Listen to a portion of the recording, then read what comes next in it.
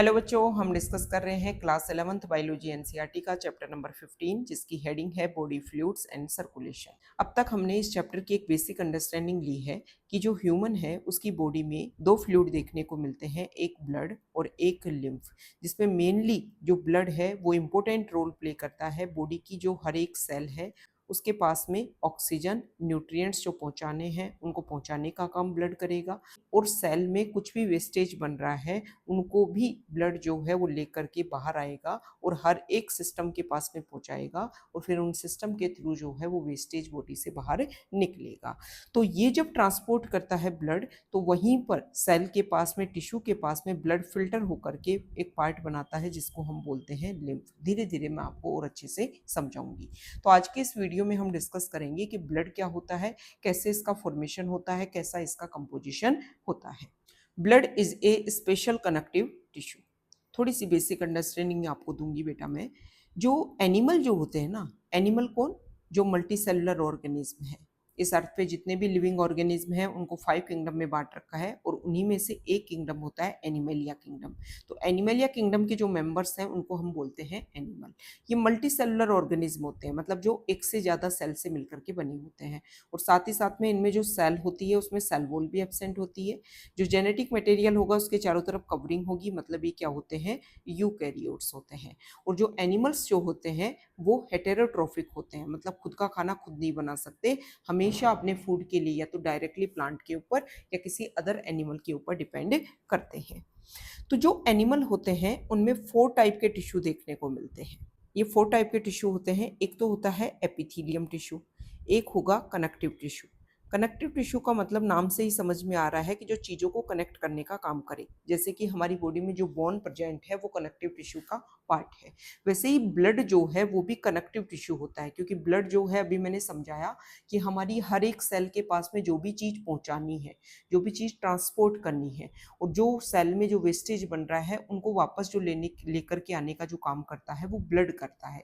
तो ब्लड जो है वो हर एक सेल को कनेक्ट करने का काम कर रहा है। तो स्पेशल कनेक्टिव टिश्यू है ब्लड, जो मिलकर के बना होता है फ्लूइड मैट्रिक्स से, प्लाज्मा से एंड फॉर्म्ड एलिमेंट्स से। कैसे क्या होता है समझाती हूँ।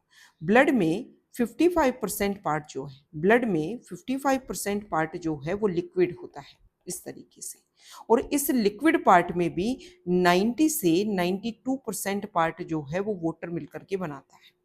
6 to 8% पार्ट जो है वो इसी लिक्विड पार्ट में, इस लिक्विड पार्ट को, ब्लड का ये जो लिक्विड पार्ट है ना, इसको प्लाज्मा बोला जाता है। और इसी लिक्विड पार्ट में 90 से 92% पार्ट तो वाटर होगा, 6 से 8% जो है वो यहाँ पे प्रोटीन देखने को मिलेगा।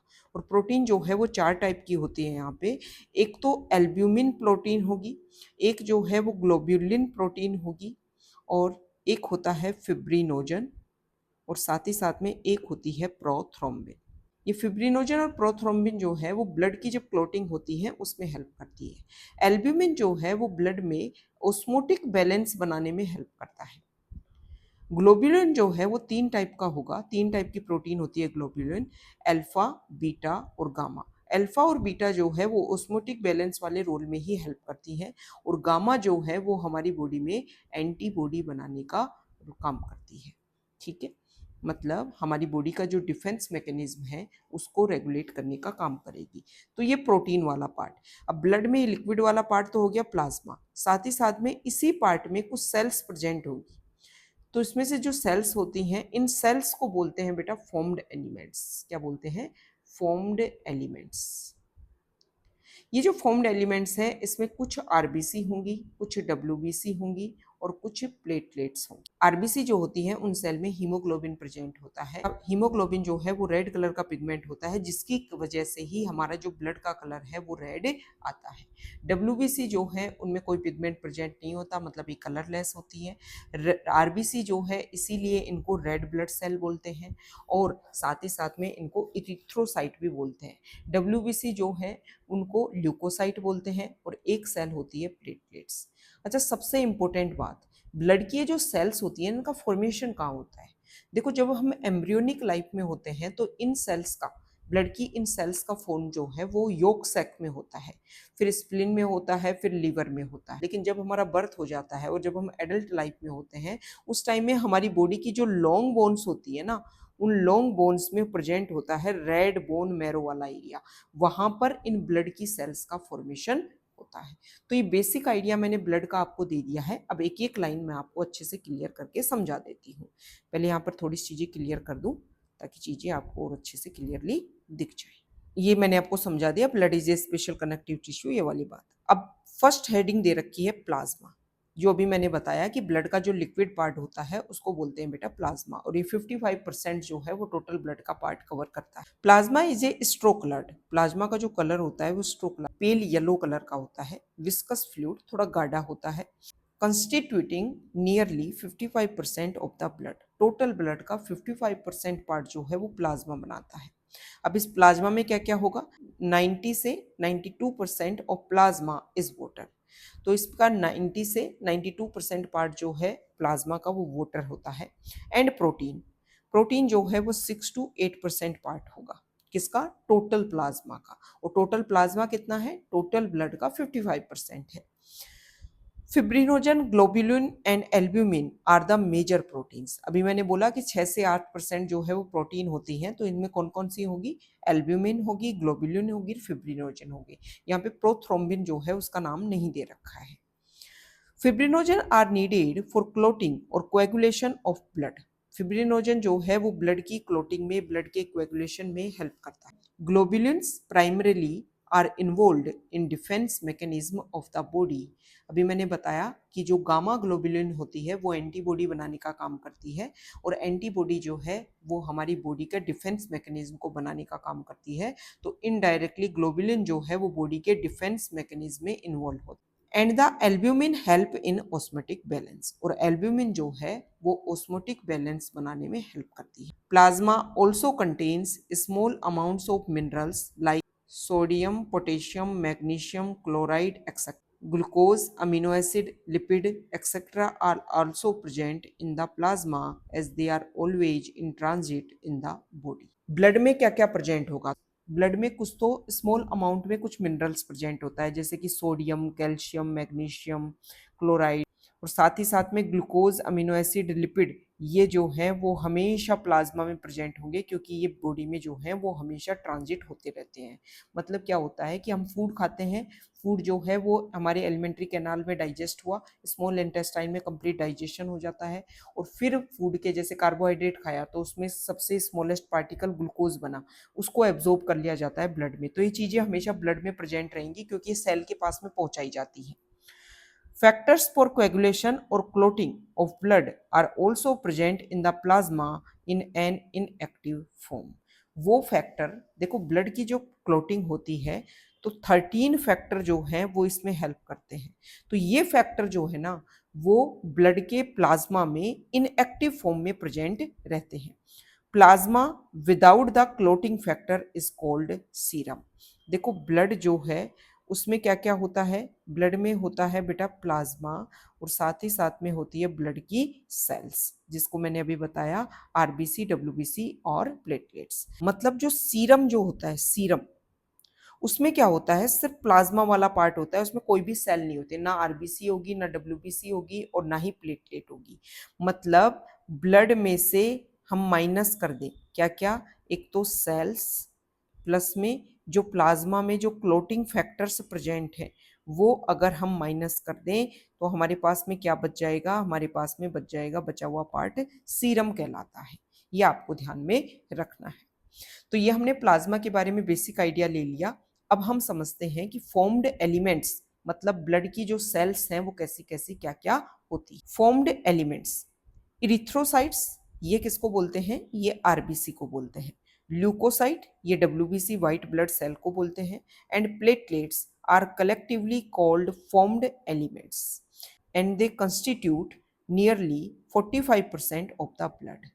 तो ब्लड की जो सेल्स हैं उसमें आरबीसी आती है, डब्ल्यूबीसी आती है और प्लेटलेट्स आती है।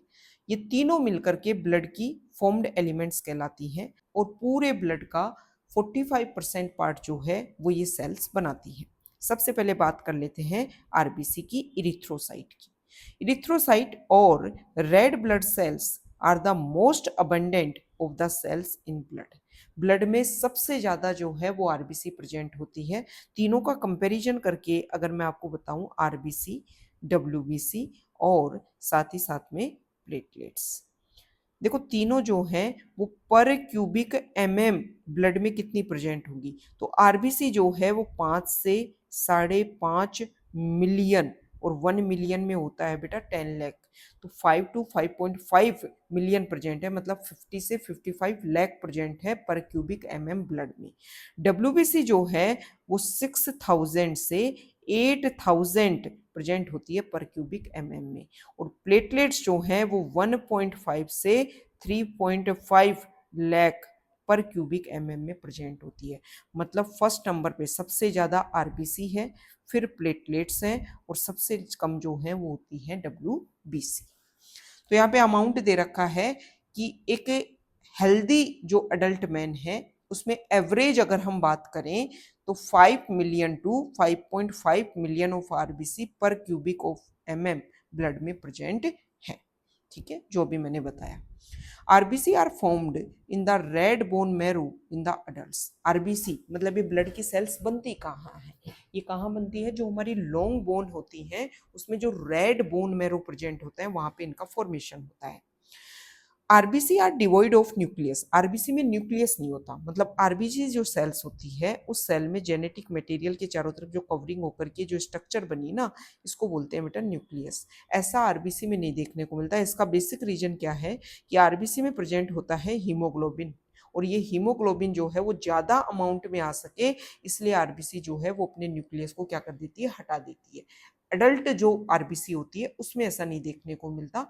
पहले वाली जो मैच्योर स्टेज में जाने से पहले जो आरबीसी होती है उसमें न्यूक्लियस देखने को मिलता है, ताकि ज्यादा से ज्यादा हीमोग्लोबिन को आरबीसी जो है वो कंटेन कर सके।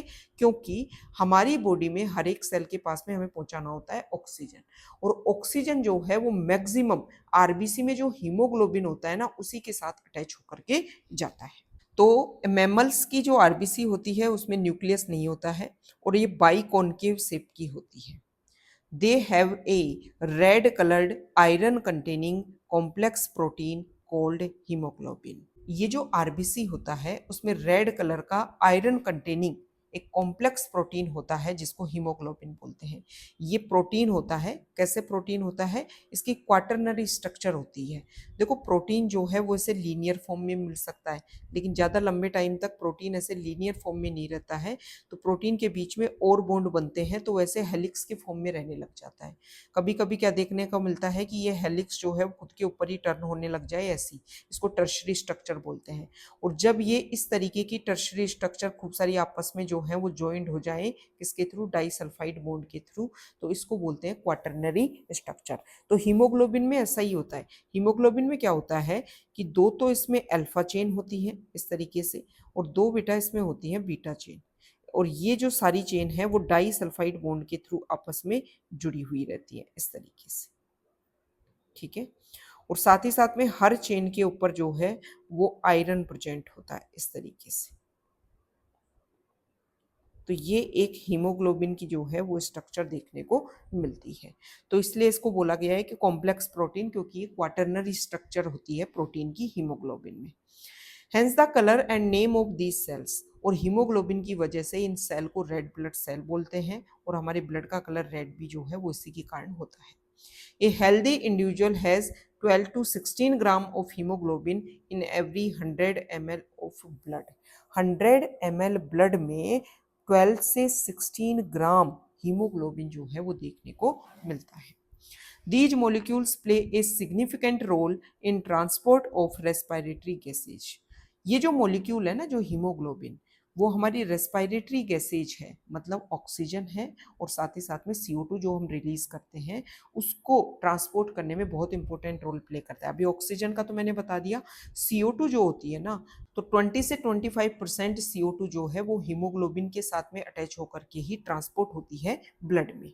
RBC have an average lifespan of 120 days after which they are destroyed in the spleen graveyard of the RBC. अब आरबीसी जो है उसकी लाइफ स्पेन 120 डेज की देखने को मिलती है, और जब 120 डेज के बाद में वो डिस्ट्रॉय हो रही होती है, खत्म हो रही होती है, तो हमारी बॉडी का एक ऑर्गन है स्प्लीन, उसमें जो है वो ये डिस्ट्रॉय होती है, तो स्प्लीन को ग्रेवयार्ड ऑफ आरबीसी बोलते हैं। नेक्स्ट है ल्यूकोसाइट, मतलब हम बात कर रहे हैं व्हाइट ब्लड सेल की। Leucocyte are also known as white blood cells as they are colourless due to the lack of haemoglobin. WBC में कोई हीमोग्लोबिन नहीं होता, इसलिए इनमें कोई कलर नहीं होता, इसलिए इनको व्हाइट ब्लड सेल या फिर ल्यूकोसाइट बोला जाता है। They are nucleated, nucleus present होगा, जैसा कि हम देखते हैं कि जो अडल्ट आरबीसी होती है उसमें नहीं होता है। And they are relatively lesser in number which average 6000 to 8000 पर क्यूबिक mm ऑफ ब्लड। जो अभी मैंने बताया कि 50 से 55 लाख होती हैं RBC per cubic mm blood में, उतने ही ब्लड के अमाउंट में डब्ल्यूबीसी जो है वो सिर्फ 6000 से 8000 देखने को मिलती है। Leucocyte are generally short lived. देखो वैसे इसकी ड्यूरेशन यहाँ दे नहीं रखी, लेकिन 10 से 20 डेज की इनकी ड्यूरेशन देखने को मिलती है, इनकी life span. We have two main categories of WBC. WBC जो है ना व्हाइट ब्लड सेल, वो भी दो टाइप की होती है, एक होता है ग्रेन्युलोसाइट और एक होता है agranulocyte. Neutrophils, eosinophils and basophils are different type of granulocyte. ठीक है, तो डब्ल्यूबीसी जो है ना वो दो टाइप की हो गई, यहां समझिए। डब्ल्यूबीसी दो टाइप की हो गई, एक तो हो गया ग्रेन्युलोसाइट और एक हो गया एग्रेन्युलोसाइट। ठीक है, ग्रेन्युलोसाइट जो है वो तीन टाइप की हो गई, एक तो हो गया न्यूट्रोफिल, एक हो गया एसिडोफिल और एक हो गया जो है वो है बेसोफिल। एग्रेन्युलोसाइट भी दो टाइप की हो गई, एक हो गया मोनोसाइट, एक हो गया इसमें जो है वो लिम्फोसाइट। लिम्फोसाइट। अब ये जो पांच हैं, न्यूट्रोफिल, एसिडोफिल, जिसी को इओसिनोफिल भी बोलते हैं एसिडोफिल को, और एक हो गया बेसोफिल, मोनोसाइट, लिम्फोसाइट, सारी की सारी क्या है डब्ल्यूबीसी है। तो इनमें सबसे ज्यादा मैक्सिमम अमाउंट में जो है वो देखने को मिलती है न्यूट्रोफिल, कितनी 60 से 65%। सबसे कम जो है वो बेसोफिल देखने को मिलती है 0.5 से 1%। एसिडोफिल जो है वो 2 से 3% देखने को मिलती है। मोनोसाइट जो है वो देखने को मिलती है 6 से 8%, और लिम्फोसाइट जो है वो देखने को मिलती है 20 से 25%। तो सबसे ज्यादा जो है वो न्यूट्रोफिल और सबसे कम बेसोफिल। दूसरी इंपॉर्टेंट बात, डब्ल्यूबीसी है, इनमें न्यूक्लियस देखने को मिला, मतलब इन पांच जो अपने टाइप पढ़ा डब्ल्यूबीसी के, इनमें भी न्यूक्लियस देखने को मिलेगा। तो इनका न्यूक्लियस का शेप अलग अलग होता है। जैसे न्यूट्रोफिल जो होता है ना, इसमें जो न्यूक्लियस होगा, जैसे मान लो ये न्यूट्रोफिल है, तो इसमें जो न्यूक्लियस होगा उसमें ऐसे खूब सारे लोब देखने को मिलते हैं इस तरीके से, तो इसको पॉलीमॉर्फो न्यूक्लियर ल्यूकोसाइट भी बोला जाता है। किसको? न्यूट्रोफिल को। एसिडोफिल जो होता है, इसमें जो न्यूक्लियस होता है वो बाइलोब्ड होता है, मतलब जो हेडफोन होता है ना अपना, इस तरीके से, इस तरीके से कंडीशन होगी ऐसी, ये ऐसा न्यूक्लियस होता है किसमें? एसिडोफिल में।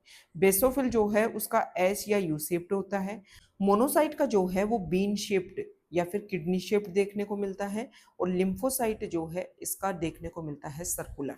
ठीक है, तो ये अलग अलग टाइप का इनका न्यूक्लियस देखने को मिलता है। अब इनका काम क्या है? देखो, जो न्यूट्रोफिल और मोनोसाइट ये दोनों फेगोसिटिक होती है। फेगोसिटिक मतलब अमीबोइड टाइप, अमीबा जो है ना उसकी जैसे शेप नहीं होती, वैसे इन दोनों की भी कोई शेप नहीं होती। जब भी हमारी बॉडी में कोई फॉरेन पार्टिकल देखती हैं तो सूडोपोडिया का फॉर्मेशन करती है, और इस फॉरेन पार्टिकल को अपने अंदर लेंगी और अंदर लेकर इसको डाइजेस्ट कर देंगी, खत्म कर देंगी। एसिडोफिल जो है वो हमारी बॉडी में कोई हेलमिंथिक रिएक्शन या फिर हेलमिंथिक इन्फेक्शन या फिर कोई एलर्जिक रिएक्शन देखने को मिलती है, तब एसिडोफिल जो है वो अपने नंबर्स को बढ़ा लेती है। ठीक है, तो अगर किसी की बॉडी में एसिडोफिल बढ़ा हुआ है तो समझ जाओ उसको कोई एलर्जिक रिएक्शन हुआ है। बेसोफिल जो है वो हमारी बॉडी में कुछ सिक्रीशन करेगी, जैसे कि हिपेरिन हो गया, सेरोटोनिन हो गया, इनका। अब हम बात कर लेते हैं किसकी? मोनोसाइट की, जो भी मैंने बताया फेगोसिटिक होगा। लिम्फोसाइट क्या करेगा? वही हमारी बॉडी का immune system antibody BOT lymphocyte देखने को मिलती है, तो ये हमारी बॉडी के एंटीबॉडी जो है डिफेंस सिस्टम उसको बनाने में हेल्प करती है। ठीक है, while lymphocyte and monocytes are the agranulocyte. तो ये तीन जो है वो तो ग्रेन्युलोसाइट हो गई, और मोनोसाइट और लिम्फोसाइट जो है वो क्या हो गई? एग्रेन्युलोसाइट हो गई। Neutrophil are the most abundant cell 60 से 65% of the total WBC and basophil are the least 0.5 से 1% अमोंग देम। अभी मैंने समझाया वही बात है। Neutrophil and monocyte 6 to 8% are phagocytic cell which destroy foreign organism entering the body. Neutrophil और monocyte जो हैं वो दोनों ही कैसी होती है, फेगोसिटिक होती हैं। बेसोफिल जो होती हैं वो क्या सीक्रेट करती हैं, हिस्टामिन, सीरोटोनिन और हिपेरिन। हिपेरिन जो है वो एंटी कोएगुलेंट होता है। हमारा ब्लड जो है वो बॉडी के अंदर उसकी क्लोटिंग नहीं देखने को मिलती, उसका बेसिक रीजन क्या है कि उसमें हिपेरिन देखने को मिलता है। ठीक है। एंड आर, ये जो हिस्टामिन है और सेरोटोनिन जो है ये वेसोडाइलेटर और वेसोकंस्ट्रिक्टर जो है उसका रोल प्ले करता है। तो जब भी हमारी बॉडी में इन्फ्लेमेटरी रिएक्शंस होती हैं तो इसमें ये इन्वॉल्व होते हैं। इओसिनोफिल जो 2 से 3% होती है, resist infection and are also associated with allergic reaction. तो ये जो प्रेजेंट होती है एसिडोफिल वो एलर्जिक रिएक्शन के साथ में एसोसिएटेड होती है। अब यहाँ पे डायग्राम दे रखा है, इसमें जो हमारी ब्लड की जो फॉर्म्ड एलिमेंट्स है उनको शो कर रखा है। तो यहाँ पे ये आरबीसी दिखा रखा है, ये प्लेटलेट्स दिखा रखी है और ये इओसिनोफिल मतलब एसिडोफिल की बात करें इसमें देखो इस तरीके से, ये देखो ये अगर आपको दिख रहा है तो ये न्यूक्लियस है, तो ये बाइलोब्ड हो गया, हेडफोन शेप्ड लग रहा है। बेसोफिल जो है इसमें कैसा देखने को मिलेगा, एस और यू शेप्ड का। न्यूट्रोफिल आप देखिए इसमें बहुत सारे लोब, जैसे कि ये लोब हो गया, ये लोब हो गया, ये लोब हो गया, तो बहुत सारे लोब देखने को मिलते हैं न्यूक्लियस में। मोनोसाइट जो है उसमें देखो इस तरीके से बीन शेप्ड या किडनी शेप्ड हो गया। और जो टी लिम्फोसाइट और बी लिम्फोसाइट ये किसके एग्जाम्पल है, ये लिम्फोसाइट जो है उसके एग्जाम्पल है। तो इसमें देखो इस तरीके से सर्कुलर जो है वो देखने को मिल रहा है। लिम्फोसाइट जो 20 से 25% पार्ट होती है, इनके दो टाइप होते हैं, बी और T. Both B and T lymphocyte are responsible for immune response of the body, और दोनों ही रिस्पॉन्सिबल है हमारी बॉडी में जो इम्यून रिस्पॉन्स होता है उसके लिए। अब बात कर लेते हैं प्लेटलेट्स की। देखो बेटा अभी मैंने बताया कि हमारी बॉडी की जो लॉन्ग बोन्स होती हैं उनमें जो रेड बोन मैरो वाला एरिया होता है वहां पर इन ब्लड की सेल्स का फॉर्मेशन होता है। यहीं पर एक स्पेशल सेल होती है जिसको मेगा कैरियोसाइट बोलते हैं, और ये जो मेगा कैरियोसाइट जब टूटती है तो उसके जो फ्रेगमेंट है वही मिलकर के क्या बना, वो जो फ्रेगमेंट है वही बनाते हैं platelets. Platelets are also called thrombocyte, क्योंकि इनमें थ्रोम्बोप्लास्टिन जो है वो भरा होता है। Are cell fragments produced from megakaryocyte special cell in the bone marrow. ठीक है, तो ये मेगा कैरियोसाइट जो है वो रेड बोन मैरो वाले एरिया में प्रेजेंट होती है। ये जो स्पेशल सेल है इसी के थ्रू प्लेटलेट्स का फॉर्मेशन होता है। ब्लड जो है उसमें प्लेटलेट्स कितनी होगी पर क्यूबिक mm, 1.5 लाख से 3.5 lakh. Platelets can release a variety of substances, most of which are involved in the coagulation or clotting of blood. Platelets जो हैं वो एक वैरायटी के सब्सटेंसेस रिलीज करती हैं जो ब्लड के कोएगुलेशन में, क्लोटिंग में हेल्प करते हैं, और वो क्या होता है, थ्रोम्बोप्लास्टिन होता है जो उसमें भरा होता है। A reduction in their number can lead to clotting disorders which will lead to excessive loss of blood from the body. तो अगर बॉडी में जैसे कि डेंगू में देखने को मिलता है, जब प्लेटलेट्स जो है वो डिक्रीज हो जाती हैं तो क्लोटिंग डिसऑर्डर्स बॉडी में देखने को मिलता है, जिसकी वजह से बॉडी से एक्सेसिव लॉस ऑफ ब्लड भी देखने को मिल सकता है। हेमरेज जैसी कंडीशन भी क्रिएट हो सकती है और पर्सन की डेथ तक हो सकती है। तो प्लेटलेट्स जो हैं वो बहुत ज़्यादा हमारे लिए इम्पोर्टेंट है।